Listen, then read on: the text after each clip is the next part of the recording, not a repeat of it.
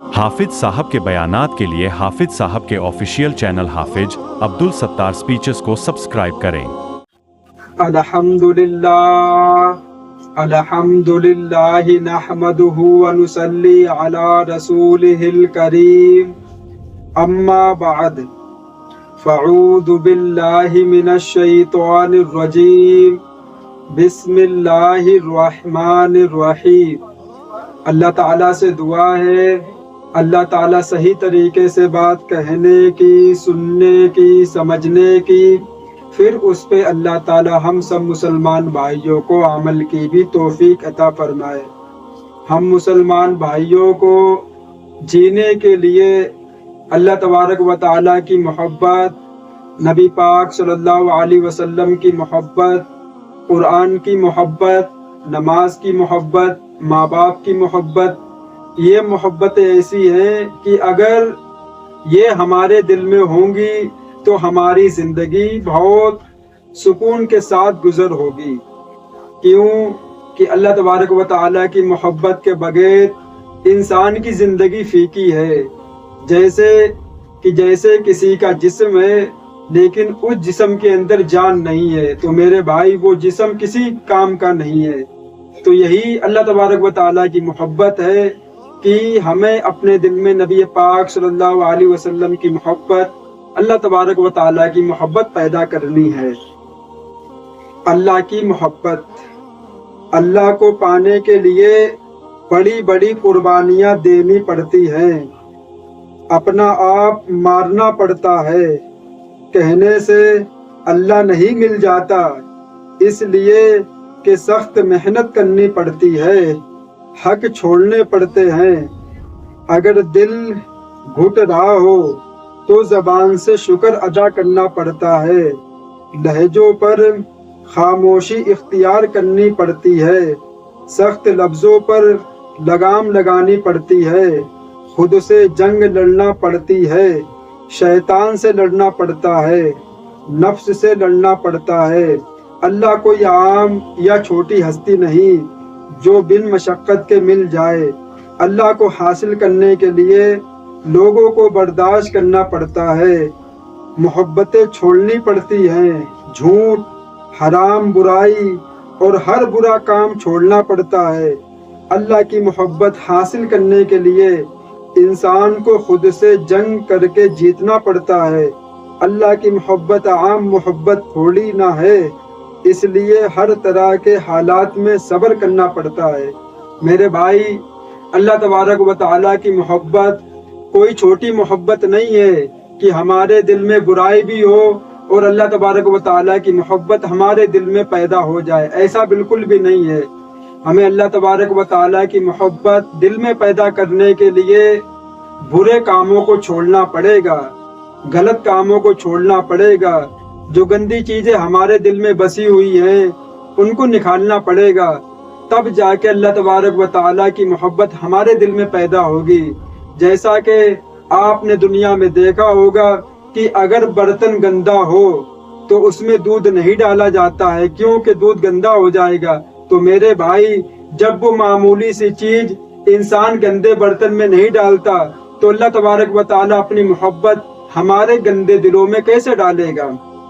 पहले हमें अपने दिल को पाक और साफ करना पड़ेगा, नमाज से अपने दिल को चमकाना पड़ेगा, कुरान से अपने दिल को चमकाना पड़ेगा, नबी की मोहब्बत से अपने दिल को चमकाना पड़ेगा, माँ बाप की मोहब्बत से अपने दिल को चमकाना पड़ेगा, तब जाके अल्लाह तबारक व तआला की मोहब्बत हमारे दिलों में पैदा होगी। और जब एक बार अल्लाह तबारक व तआला की मोहब्बत हमारे दिलों में पैदा हो गई, फिर हमारी दुनिया में भी कामयाबी और मरने के बाद आखिरत में भी कामयाबी है। तो मेरे भाई, हमें ऐसे काम करने चाहिए जिनसे अल्लाह तबारक व तआला खुश होता है। ऐसे काम नहीं करना चाहिए कि जिनसे अल्लाह तबारक व तआला नाराज होते हैं। जैसा कि जब कोई इंसान चोरी करता है तो अल्लाह तबारक व तआला उससे नाराज होते हैं। जब कोई इंसान शराब पीता है तो अल्लाह तबारक व तआला उससे नाराज होते हैं। जब कोई इंसान किसी औरत को या किसी लड़की को गंदी नज़र से देखता है, हवस वाली नज़रों से देखता है, تو اللہ تبارک و تعالیٰ اس سے ناراض ہوتے ہیں۔ جب کوئی انسان اپنے ماں باپ کا دل دکھاتا ہے، اپنے ماں باپ کو پریشان کرتا ہے، تو اللہ تبارک و تعالیٰ اس سے ناراض ہوتے ہیں۔ تو میرے بھائی، ہم لوگ مسلمان ہیں اور ہم کو بتایا گیا ہے کہ دنیا کے اندر ہمیں کون سے کام کرنے ہیں اور کون سے کام نہیں کرنے ہیں۔ ہمیں دنیا میں آزاد نہیں چھوڑا گیا ہے کہ جو تمہاری مرضی آئے تم کرو، کوئی تم سے بولنے والا نہیں ہے، کوئی تمہارا حساب لینے والا نہیں ہے۔ یہ باتیں صرف اور صرف اسلام کے اندر پائی جاتی ہیں۔ باقی دنیا میں اتنے مذاہب ہیں، لیکن کسی بھی مذہب میں یہ نہیں بولا گیا ہے کہ شراب پینے سے کیا ہوتا ہے، زنا کرنے سے کیا ہوتا ہے، چوری کرنے سے کیا ہوتا ہے۔ کسی چیز پہ کوئی پابندی نہیں ہے۔ انسان کا دل چاہے وہ زنا بھی کر سکتا ہے۔ انسان اگر شادی شدہ مرد ہے، اگر وہ چاہے دوسری عورتوں کے ساتھ بھی سو سکتا ہے، اگر عورت چاہے تو دوسرے مردوں کے ساتھ بھی رہ سکتی ہے۔ لیکن میرے بھائی، یہ اسلام ہے جو کہتا ہے کہ ایک بار کسی سے نکاح ہو گیا، پھر جب تک تمہارے جسم میں جان ہے، جب تک تمہارے جسم کے اندر روح ہے، جب تک تم صرف اور صرف اپنی بیوی کو دیکھ سکتے ہو۔ اگر تم نے کسی غیر مرد کی لڑکی کے اوپر تم نے نظر ڈالی تو اللہ تبارک و تعالیٰ تم سے ناراض ہو جاتے ہیں۔ یہ کوئی نہیں دنیا میں بتاتا ہے۔ دیکھو دنیا میں کیا ہے، شادی ہو گئی ہے لیکن پھر بھی دوسروں کے اوپر نظر ہے کہ یہ ہم کو مل جائے، یہ ہم کو مل جائے۔ تو میرے بھائی، ہمیں ہر چیز کے بارے میں گائیڈ کیا گیا ہے، ہمیں کون سا کام کرنا ہے اور کون سا کام چھوڑنا ہے۔ ہمیں صرف اور صرف وہی کام کرنے ہیں جس سے اللہ ہم سے راضی ہو جائے، نبی پاک صلی اللہ علیہ وسلم ہم سے راضی ہو جائے۔ باقی دنیا میں کوئی راضی ہو یا نہ ہو، اس سے کوئی مطلب نہیں ہے۔ اگر ہم نے دنیا کو راضی کرنے کے لیے اللہ تعالیٰ کو چھوڑ دیا، نبی پاک صلی اللہ علیہ وسلم کو چھوڑ دیا، تو ہم دنیا کو تو راضی کر لیں گے، لیکن اگر اللہ ہم سے راضی ہو گیا تو بچ کے کہاں جائیں گے؟ کیوں کہ یہ دنیا بھی اسی کی بنائی ہوئی ہے۔ تو جس نے جو چیز بنائی ہو تو وہ بھاگ کے کہاں جائے گا؟ گھوم پھر کے آنا اسی کے پاس ہے۔ تو میرے بھائی، رمضان کا مہینہ بھی ہے، اپنے گناہ کی توبہ کریں۔ کیوں کہ اللہ تبارک و تعالیٰ توبہ کرنے والے بندے سے بہت زیادہ محبت کرتا ہے اور بہت زیادہ خوش ہوتا ہے کہ میرا بندہ گناہوں سے توبہ کر رہا ہے۔ ہم نے دنیا کے اندر کسی بھی مذہب کے لوگوں کو توبہ کرتے ہوئے نہیں دیکھا۔ انہیں معلوم یہ تو نیچرل ہے، شراب کی لت لگی تو شراب پی لو، زنا کرنے کی عادت پڑ گئی ہے تو جاؤ 500 روپے میں، 1000 روپے میں، دنیا میں بہت سارے کام ہوتے ہیں تو آپ بھی اپنی خواہش پوری کر سکتے ہو۔ لیکن اسلام آپ کو اجازت نہیں دیتا ہے کہ آپ اپنی بیوی کے علاوہ کسی غیر عورت کے پاس جا کے اپنی خواہش پوری کرے۔ اتنی بڑی سزا اسلام کے اندر ہے کہ اگر کوئی نوجوان کسی لڑکی یا کسی عورت کے ساتھ پکڑا جائے تو اسلام یہ کہتا ہے کہ اس کو بیچ چوراہے پہ کھڑا کر کے اس کے 100 کوڑے اس کو لگائے جائیں، 100 کوڑے اس کو لگائے جائیں۔ اگر شادی شدہ پکڑا گیا زنا کرتے ہوئے تو اس کو پتھروں سے ہلاک کیا جائے، اور اگر عورت پکڑی گئی ہے شادی شدہ زنا کرتے ہوئے تو اس کو بھی پتھر سے ہلاک کیا جائے۔ اتنی خطرناک سزا زنا کی۔ تو میرے بھائی، ہمیں اس خطرناک زنا سے، اس خطرناک بیماری سے ہم کو بچنا بھی ہے۔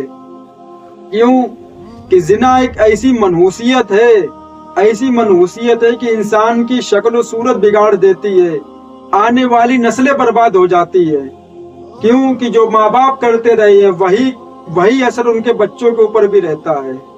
تو جیسے آپ رہیں گے دنیا میں ویسے آپ کے بچے بھی رہیں گے، کیونکہ بچے وہی کام کرتے ہیں جو اپنے ماں باپ کو دیکھتے ہیں کہ میرے ماں باپ کیا کر رہے ہیں۔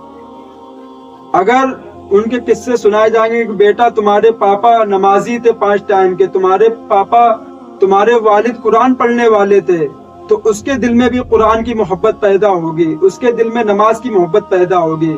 لیکن جب اسی کے والدین کے قصے سنائے جائیں گے کہ بیٹا تمہارے پاپا چور تھے، تمہارے والد شراب پیا کرتے تھے، تمہارے والد غلط کام کیا کرتے تھے، تو اس بچے کے اوپر وہی اثرات پڑتے ہیں جو وہ سنتا ہے اور دیکھتا ہے۔ تو میرے بھائی، سب سے پہلے اپنے آپ کو سدھارنا چاہیے مسلمانوں کو، اس کے بعد اپنے بچوں کی فکر کرنی چاہیے کہ کل جا کے کہیں ایسا نہ ہو کہ میرے بچے کہیں غلط کام میں نہ پڑ جائیں، کوئی غلط کام نہ کرنے لگے، اس سے ہماری عزت خراب ہونے کا بھی خطرہ ہے۔ تو میرے بھائی اپنی بھی فکر کریں اور اپنے بچوں کی بھی فکر کریں۔ اللہ تعالیٰ سے دعا ہے اللہ تعالیٰ ان باتوں پہ ہم سب کو عمل کی توفیق عطا فرمائے۔ وآخر دعوانا والحمد للہ رب العالمین۔